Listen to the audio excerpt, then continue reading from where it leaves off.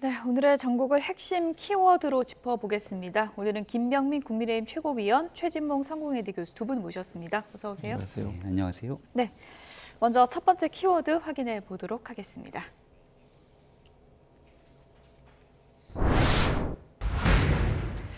결전의 날이 밝았습니다. 강서구청장 재보궐선거, 지금 국민의힘에서는 박빙의 승부, 민주당에서는 압승을 목표로 하고 있는 상황입니다. 여야 전망 먼저 듣고 오겠습니다. 초기에는 저희가 다소 좀 어려움이 있는 거 아니냐는 느낌이었는데 추석 연휴를 지나면서 굉장히 그 일꾼론에 대한 그 지역 주민들의 호응도가 높다는 것을 제가 직접 다니면서 오늘 많이 느꼈습니다. 충분히 승부가 될 만하다. 그리고 저는 생각을 합니다. 국민의힘은 조금 지는 게 목표인 것 같고, 근데 저희 민주당은 크게 이기는 게 목표이죠. 예. 그래서 제가 어제 가봤더니 국민의힘은 좀 전의를 좀 상실한 것 같더라고요. 어쨌든 저희 입장이 아니라 국민의힘 입장 돌아가는 걸 보더라도 또 언론이 지금 국민의힘이 질 것을 전제하고 뭐 작게 지는 쪽으로 지금 몰아가고 있는 거 보니까 저희가 이기기는 이길 것 같습니다. 네, 여야 기싸움이 아주 팽팽합니다. 먼저 국민의힘 전이 상실한 거 맞습니까? 네, 정청래 최고위원이 이재명 대표가 얘기했던 내용들을 잘 이해하지 못하고 있는 것 같습니다.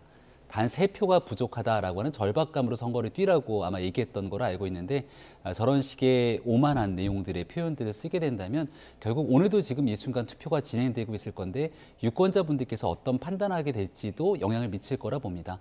조금 부족하지만 그럼에도 불구하고 강서 발전을 위해서 저희가 할 수 있는 최선의 노력을 다하겠다고 선거에 진지하게 임하는 것이 오히려 도움이 되지 않을까 생각하고, 국민의힘은 그런 자세로 정말 절박한 심정으로 마지막까지 한 표를 더 얻기 위한 노력들을 지금도 투표 동료까지 진행하고 있다 말씀을 드립니다. 네, 지금 민주당에서는 승리가 문제가 아니라 우리는 압승을 할 것이다, 이런 목표를 세웠더라고요. 그러니까 대단히 조심스러운 부분이에요. 왜냐하면 지금 선거 오늘 이제 투표를 하잖아요. 투표하는데 뭐 이겼다 이렇게 얘기하면 절대로 안 되는 것이고요.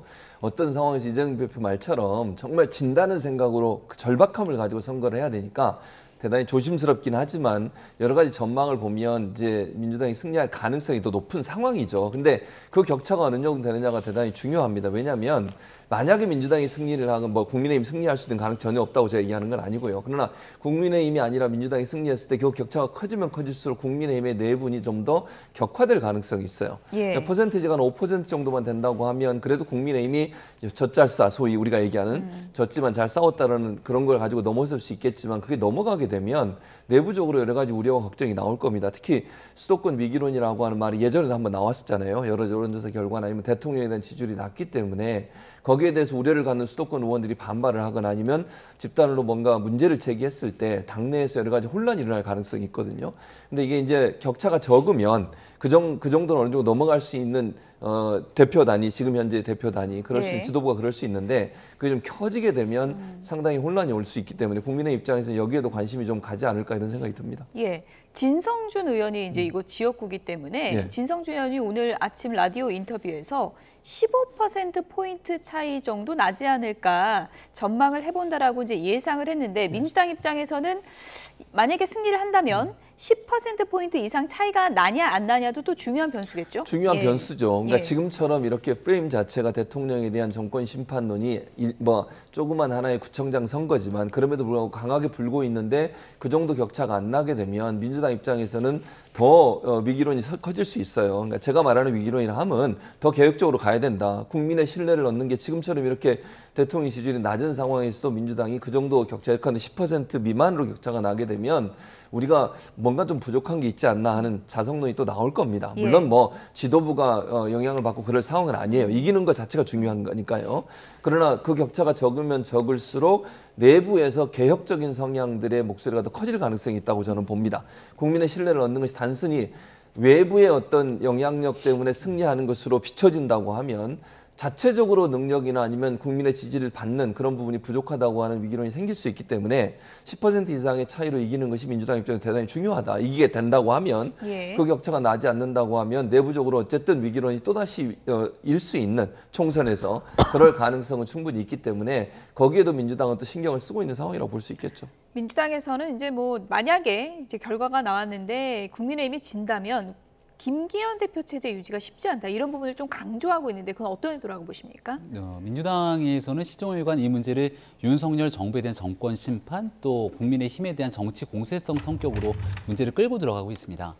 강서구 같은 경우는 갑을병 3개 지역의 국회의원이 모두 민주당이고 10수년이 넘는 기간 동안 민주당에서 구청장직을 역임해 왔을 정도로 민주당 강세 지역이기 때문에 여기에 대해서 민주당에 있던 우세를 점하고 있는 지역이라고 하는 점들은 이제 많은 분들이 다 이해를 하고 있는 상황입니다.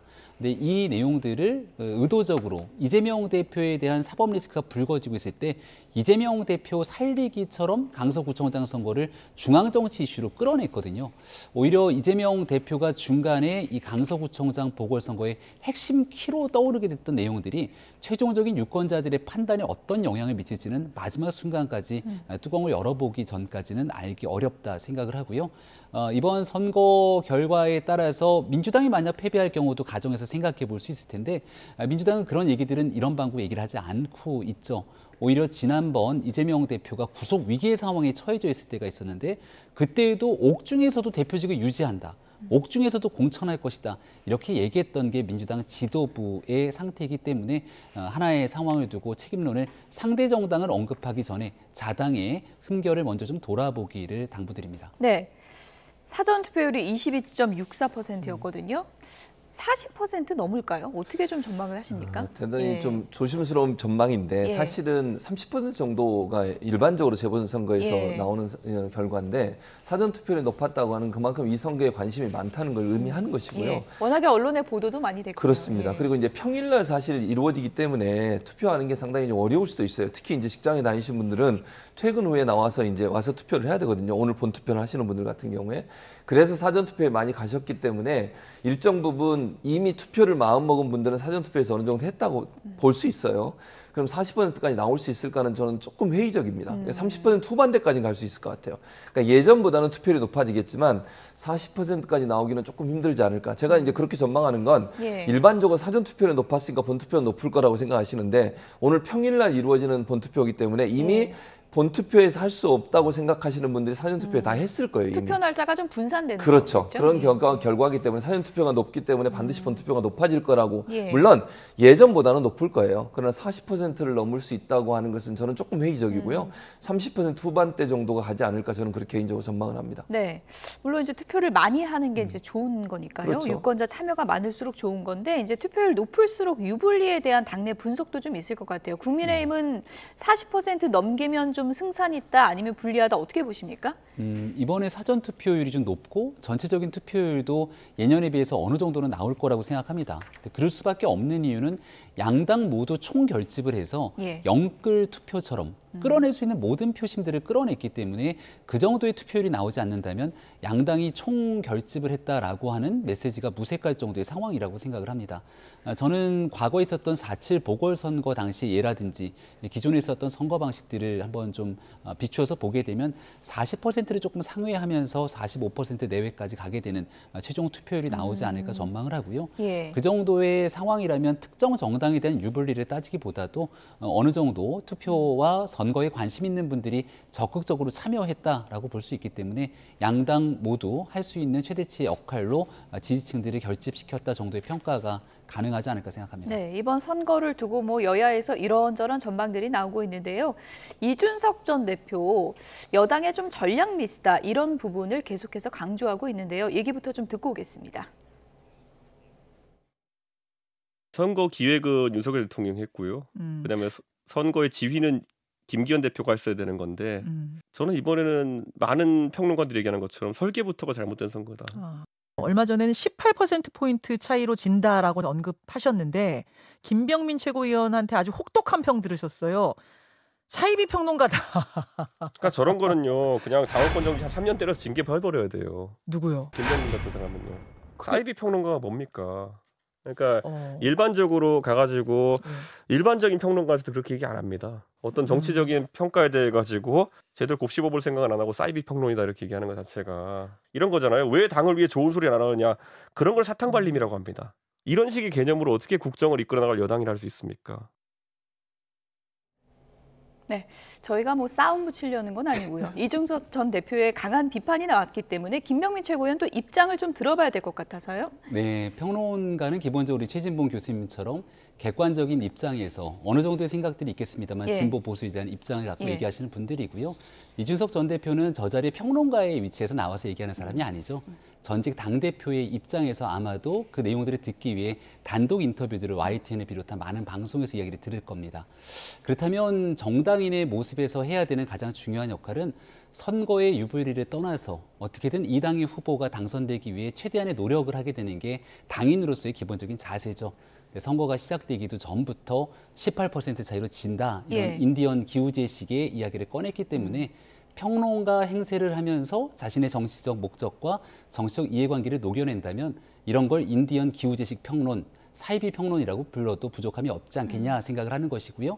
그리고 이준석 전 대표가 데이터 평론 등을 얘기했는데 그렇다면 지난날 했던 데이터에 기반한 얘기가 메시지가 결과값이 맞아야 됩니다. 제가 주장했던 것 중에 얼마 전 전당대회에서 이준석 전 대표는 천하용인이라고 하는 팀을 이끄는 하나의 수장처럼 활동했는데 많은 언론에 나와서 천하람 후보가 압도적으로 안철수 후보 이길 수 있다 등에 대한 천하용인 중에 반드시 이 사람들 들어간다고 얘기를 했습니다만 결과 뚜껑을 열어보고 나니까 단 한 명도 당선되지 못하는 상황이 나왔습니다. 예. 결과적으로 데이터와 주장이 맞지 않았던 내용들이고요. 데이터 평론도 아니다. 이준석 전 대표가 모든 데이터를 쥐고 있었던 당 대표 시절 대통령 선거가 있었는데 그때 호남에서 20% 이상 득표한다. 윤석열 당시 후보가 압도적으로 이길 수 있는 데이터 등 여론조사를 선거 내내 얘기해서 선거에 이렇게 얘기하는 게 도움이 되겠는가 조금 부족하다고 얘기하면서 끌어내줘야 되는데 이런 이야기를 한 적이 있는데요. 막상 출구조사의 뚜껑을 열어보니까 0.7% 차이가 나서 그 당시 대표직에 앉아 있었던 이준석 전 대표의 표정이 사색이 됐던 걸 많은 국민들이 기억하고 있거든요. 그래서 이야기를 좀 꺼내고 언급할 때는 과거에 했던 얘기들을 돌아보고 좀 겸손한 자세로 이야기하기 바란다는 마음으로 이준석 전 대표를 향한 제 마음을 담아 이야기를 했습니다. 네, 이준석 전 대표에게 보내는 영상 메시지를 들어봤는데 늘 합리적 평론을 해주시는 우리 최진봉 교수님, 예. 이준석 전 대표가 사이비 평론가라 공격한 거는 징계감이다 이렇게 주장을 했는데 그건 어떻게 보십니까? 뭐 그걸 징계감이라고 보진 않고요. 예. 그러니까 서로 공방이 있는 거죠. 이준석 대표도 지금 김병민 최고위원한테 공격적 발언을 하셨잖아요. 그러니까 정치인들이 서로 김병민 최고위원도 정치인이고 이준석 전 예. 대표도 정치인이니까 정치인들이 서로 의견이 다른 부분에서 얘기한다고 생각해요. 아마 이제 김병민 최고위원은 사이비 평론이라고 얘기한 게 예. 그러니까 정확하게 18% 차이가 날 거라는 전망을 할 수 없는 상황에서 그런 전망을 하는 것에 대한 비판이라고 보거든요. 물론 단어 사용이 사이비 평론이라고 하니까 기분이 나쁠 수는 있지만 그렇다고 해서 징계하라고까지 얘기하는 것도 저는 예를 들면 정치인들이 서로 공방을 하다 보면 예. 서로 자기 얘기를 하다가 상대방에 대해서 발언을 하게 되고 그것이 서로에게 좀 기분 나쁠 수도 있고 감정이 상할 수도 있다고 봐요. 그러나 그것이 징계 대상이 된다고 보지는 않고요. 서로 의견이 다르니까 이제 결과가 나오겠지 않겠어요? 예를 들면 투표 결과에서 정말로 18% 차이가 나는지 아닌지는 나중에 보면 데이터로 했는지 아닌지가 밝혀질 거니까 예. 그때 가서 확인하면 될 것 같고 이렇게까지 감정적으로 할 필요가 있었나 하는 개인적인 생각입니다. 네, 역시 합리적인 중재를 잘 해주시는 것 그러고 같습니다. 싶습니다. 이준석 전 대표 추가 입장이 있으시면 저희 측에 연락을 주시면 반영하도록 하겠습니다. 이준석 전 대표가 여당의 전략 미스다 이렇게 지적을 했잖아요. 어떤 부분이 전략 미스라고 보는 저는 걸까요? 이제 가장 제가 동의하는 부분은 뭐냐면 이 지금 후보를 공천한 게 문제라고 생각해요. 김태우 후보를. 그게 예. 저는 미스라고 생각하거든요. 그러니까 정말 참신한 후보, 그다음에 개혁적인 후보를 만약에 내세웠다고 하면 지금과 같은 결과가 나오지 않았을 거. 물론 제가 결과라고 얘기하는 건 여론조사 예측 같은 걸 얘기하는 것이고요. 최종 결과는 아무도 모르죠, 물론. 그러나 지금 현재 김태우 후보 같은 경우는 이번 선거가 재보궐선거가 치러지게 된 원인 제공자예요. 그리고 어찌됐든 본인은 계속 그게 아니라고 주장을 하시지만 대법원까지 가서 법적 처벌을 받으셨고 그래서 구청장직을 상실하게 된 거잖아요. 그렇게 대법원 판결을 나자마자 몇 개월 되지도 않은 대통령이 사면을 해가지고 다시 선거에 출마할 수 있는 환경을 만들어 주셨어요. 이게 저는 문제라는 거예요. 저는 이준석 대표가 공격하는 가장 중요한 포인트가 이 포인트라고 생각하거든요. 모르겠어요. 뭐 김병민 최고위원도 속마음을 얘기 안 할 텐데 국민의힘 입장에서 과연 김태우 후보를 내세우는 것이 승리 가능성이 있다고 생각해서 그렇게 했을까? 많은 분들은 그렇게 생각하지 않거든요. 예. 대통령이나 대통령실에 어느 정도의 압박이 있었지 않을까? 그건 뭐 묵시적으로. 그런 것 때문에 김태우 후보가 다시 출마할 수밖에 없는 상황이 됐을 거라는 마음, 이런 생각들이 결국은 이번 선거의 패배의 중요한 요인이 됐다고 보는 거죠. 그리고 이런 상황이 되다 보니까 결국은 지역 일꾼을 뽑는 건데 윤석열 대통령에 대한 중간평가의 성격이 강해지게 된 거예요. 그러니까 김태우 후보가 나오게 된 게 윤석열 대통령의 역할이 있었다고 보는 그런 여론이 형성이 되다 보니 대통령에 대한 어떤 심판 이런 게 작동하게 되는 것이고, 이번 선거에서 만약에 패배하게 되면 국민의힘이 대통령에게도 상당히 큰 어떤 그 아픔이 될 수도 있다. 이런 점들이 결국은 선거 전략에서 실패한 게 아니냐 이렇게 비판한다고 봅니다. 오늘 밤에 성적표가 나옵니다. 물론 이제 민심을 알아볼 수 있는 총선 6개월 전에 굉장히 중요한 지표가 되지만 이것이 뭐 전체 민심을 반영하느냐, 이것을 놓고는 여야 시각차가 좀 있는 것 같거든요. 어떻게 보십니까? 네, 그러니까 분명하게 서울 지역 전체에 대한 여론들을 쭉 지금 총선 전에 한번 살필 수 있는 계기가 되긴 할 겁니다. 그리고 앞서 설명드린 강서구 자체가 보수 진영 입장에서 굉장히 좀 어려운 공간이기 때문에 여기에 나오는 결과만을 바탕으로 서울 선거 전체를 다 예단하기도 좀 어려운 측면들이 있겠죠. 하지만 이기면 또 이기는 대로, 지면 지는 대로 그 안에서의 함의점을 반드시 찾아야 될 텐데요. 이기는 팀 입장에서 이겼다고 모든 것들을 우리가 잘했기 때문에 이겼다 생각하고 그 상태를 유지하면서 총선을 치르게 된다면 이른바 승자의 저주처럼 그게 총선에 악영향을 미칠지도 모르는 상황이 올 거고요. 어느 정도 퍼센트 차이의 승패의 결과에 달릴지에 따라서 진 상황을 분석하고 그 이후의 대안들을 잘 만들어내는 게 총선 승리를 위한 길에 또 약이 될 수도 있는 만큼 여기에 대한 선거 결과를 일단 예의주시해서 보고 있습니다. 해석에 따라 독이 될 수도 있고 약이 될 수도 있다. 이렇게 볼 수 있겠군요. 그럴 수 있죠. 그러니까 예를 들면 이번에 승리했다고 해서 그러면 총선에서 우리가 당연히 승리할까 이런 생각을 하면 절대로 안 돼요. 물론 저는 이번 선거가 총선에 대한 바로미터가 될 수도 있고 리트머스 시험지처럼 어떤 결과를 예측해 볼 수 있는 하나의 단초가 될 수는 있어요. 그렇다고 하더라도 아직도 몇 개월 남아 있잖아요. 공천을 어떻게 하느냐도 대단히 중요하다고 저는 봅니다. 개혁을 얼마나 많이 하느냐도 대단히 중요하다고 생각해요. 국민들이 볼 때는 양 당이 얼마나 개혁적으로 국민들의 마음에 맞는 모습으로 총선을 준비하느냐가 대단히 중요할 텐데, 그 부분에 대한 개혁을 멈추거나 이번 선거에서 어느 당이 이겼으니까 우리는 안심하고 있어도 돼, 이런 생각을 갖는 것은 대단히 위험하다고 저도 생각해요. 그러니까 이번 선거 결과가 물론 수도권의 민심이 어떻게 돼가고 있고 전국의 민심의 일정 부분을 볼 수 있는 하나의 기회는 될 수 있지만 이것이 총선을 반드시 보장해주는 조건이 된다고 하는 것은 대단히 위험하다. 어떤 상황에서 양 당은 어떤 결과가 나오든 그 결과에 대해서 뭐 승리의 기쁨일 수도 있고 아니면 패배를 통해서 다시 개혁할 수 있는 기회가 될 수도 있겠지만 총선을 대하는 마음은 똑같이 새로 시작하는 마음으로 가지 않으면 어느 당이든 그것은 절대 도움이 안 되는 그런 마음 자세라고 생각을 합니다.